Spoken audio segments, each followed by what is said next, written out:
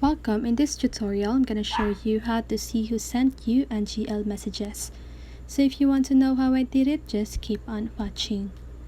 So if you are using Android, don't worry because the process is still the same.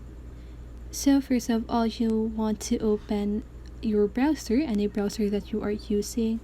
But for me, I'm going to use Google.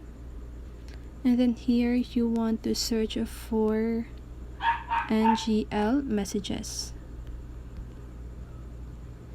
So here you just want to click on the ngl.link, and then once you've done that, you just want to click get NGL and install your NGL app onto your device. And you can now, after that, you can now check who sent you a message. So that's how you do it. I hope this video helps you, and if it did, make sure to like, subscribe, and hit the bell notification so you won't miss a video. See you on the next one and have a great day.